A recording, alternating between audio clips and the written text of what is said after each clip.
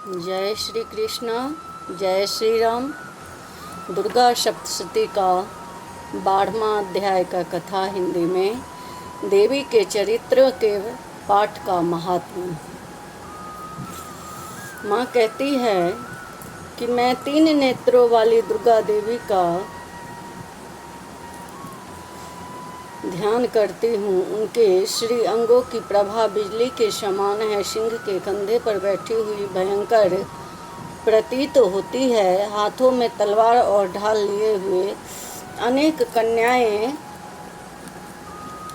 उनकी सेवा में खड़ी है। वे अपने हाथों में चक्र, गदा, तलवार, ढाल, बाण, धनुष, पाश और तर्जनी मुद्रा किए हुए हैं। उनका स्वरूप अग्निमय तथा माथे पर चंद्रमा का मुकुट धारण करती है। देवी बोली, देवताओं जो एकाग्रचित्त होकर प्रतिदिन इस स्तुतियों में से मेरा स्तवन करेगा, उसकी सारी बाधा मैं निश्चय दूर कर दूंगी। जो मधु कैटव का, नाश का, महिषासुर का वध का, शुंभ निशुंभ के संहार के प्रसंग का पाठ करेगा तथा अष्टमी और चतुर्दशी और नवमी भी जो एकाग्रचित्त हो भक्ति पूर्वक मेरे उत्तम महात्म्य का श्रवण करेंगे, उन्हें कोई पाप नहीं छू सकेगा। उन पर पाप जनित आपत्तियां भी नहीं आएगी। उनके घर में कभी दरिद्रता नहीं होगी तथा उनको कभी प्रेमी जनों को विक्षोभ का कष्ट भी नहीं होगा। इतना ही नहीं, उन्हें शत्रुओं के लुटेरों से, राजा से, शस्त्र, अग्नि से तथा जल की राशि से भी कभी भय नहीं होगा। इसलिए सबको एकाग्रचित्त होकर भक्ति पूर्वक मेरे इस महात्म्य को सदा पढ़ना और सुनना चाहिए। यह परम कल्याणकारक है। मेरा महात्म्य महामारी जनित महात्म्य उपद्रवों और आध्यात्मिक आदि तीनों प्रकारों का उत्पादकों को शांत करने वाला है। मेरे जिस मंदिरों में प्रतिदिन विधि पूर्वक मेरे इस महात्म्य का पाठ किया जाता है, उस स्थानों पर मैं कभी नहीं छोड़ती हूँ। वहाँ सदा ही मेरा संध्या बंधन बना रहता है। बलिदान, पूजा, होम तथा महोत्सव के अवसर पर मेरे इस चरित्र का पूरा पाठ और श्रवण करना चाहिए। ऐसा करने पर मनुष्य विधि को जानकर यह बिना जाने भी मेरे लिए बलि, पूजा या होम आदि करेगा, उसे मैं बड़ी प्रसन्नता के साथ ग्रहण करूंगी। शरत काल में वार्षिक महापूजा की जाती है। उस पर अवसर पर मेरे इस महात्म्य को भक्ति पूर्वक सुनेगा, वह मनुष्य मेरे प्रसाद से सब बाधाओं से मुक्त हो तथा धन, धान्य एवं पुत्र संपन्न होगा। इसमें तनिक भी संदेह नहीं। मेरे इस महात्म्य में प्रादुर्भाव की सुंदर गाथाएं तथा युद्ध में किए हुए मेरे पराक्रम का सुनने से मनुष्य निर्भय हो जाता है। मेरे महात्म्य का श्रवण करने वाले पुरुषों को शत्रु नष्ट हो जाते हैं, उन्हें कल्याण की प्राप्ति होती है तथा इनके कुल का अभिनंदन करता हूँ। सर्वत्र शांति कर्म में बुरे स्वप्न दिखाई देने पर भी तथा ग्रह जनित भयंकर पीड़ा उपस्थित होने पर भी मेरा महात्म्य का श्रवण करना चाहिए। इससे सब विघ्न तथा भयंकर ग्रह पीड़ाएं शांत हो जाती है और मनुष्यों द्वारा देखा हुआ दुस्वप्न सुस्वप्न परिवर्तित हो जाता है। बाल ग्रहों से आक्रांत हुए बालकों के लिए यह महात्म्य शांति कारक है। मनुष्य संगठन में फूट होने पर अच्छी प्रकार मित्रता करने वाला होता है। यह महात्म्य दुराचारियों के बल का नाश करने वाला है। इसके पाठ मात्र से राक्षसों और भूत पिशाचों को नाश हो जाता है।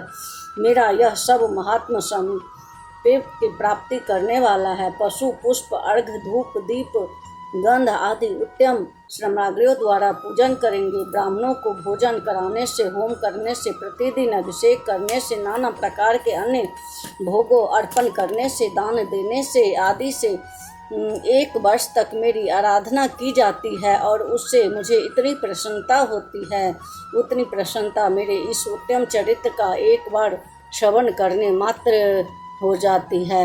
यह महात्मा श्रवण करने पर पापों को हर लेता है, आरोग्य प्रदान करता है। मेरे प्रादुर्भाव का कीर्तन समस्त भूतों को रक्षा करता है तथा मेरा युद्ध विषय का चरित्र दुष्ट दैत्यों का संहार करने वाला है।